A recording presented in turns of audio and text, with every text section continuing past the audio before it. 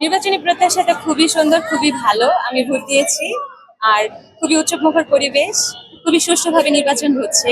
নিরাপত্তা বাহিনী সেই সকাল থেকে খুব কঠোর পরিশ্রম করছে, ওনাদেরকে অনেক ধন্যবাদ। আমাদের প্রত্যাশা হচ্ছে আমরা যে নির্যাতিত হয়েছি বা আমরা যে দিক থেকে পিছিয়ে আছি অন্যান্য বিশ্ববিদ্যালয় থেকে, তারা যেন সেগুলো সমস্যার সমাধান করে দেয়। যেমন আবাসন সমস্যাটা আমাদের মেয়েদের জন্য দূর থেকে আসাটা সবচেয়ে কঠিন। আর হচ্ছে এই পুরান ঢাকায় টিকে থাকাটাও অনেক কঠিন। আর আমাদের টিউশনি জাতীয় কিছু সমস্যা আছে, যেটা নির্বাচিত প্রার্থীরা সেই বিষয়টা খেয়াল রাখবে। ভোট ইতোমধ্যে আমি ভোট কমপ্লিট করেছি আর খুবই আনন্দ মুখর এবং উৎসব মুখর পরিবেশে হচ্ছে কি আমি ভোট দিতে পেরেছি, এর জন্য খুবই ভালো লাগছে।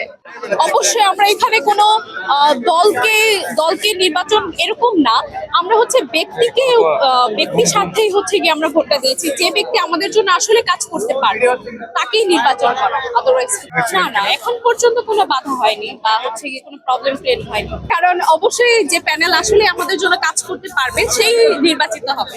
নিজের ইচ্ছাতে স্ব ইচ্ছায় ভোট প্রদান করতেছে, কাউকে কোনো জোর কিছুই করা হইতেছে না। খুবই ভালো।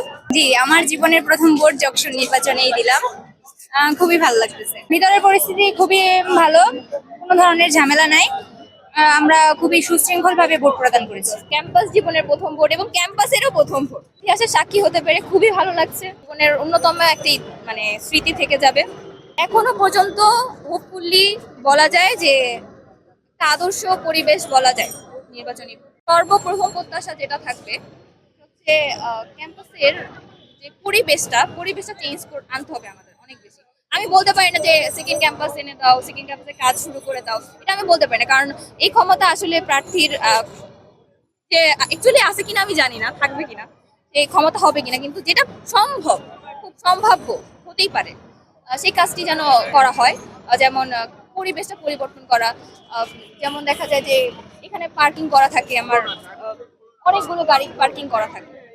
এই পরিবেশটা খুবই বৃষ্টি একটা পরিবেশ, আমরা রিক্সা নিয়ে ঢুকতে পারি না বা পার্সোনাল ভেহিকেল আনলেও আমরা নিয়ে ঢুকতে পারি না।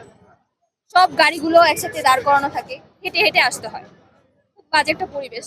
আর সেকেন্ডলি যেটা হচ্ছে আমাদের আবাসন ভাতা, এটা মোস্ট ইম্পর্টেন্ট, এটা তো ফার্স্টলি হওয়া উচিত, ফার্স্টে থাকা উচিত।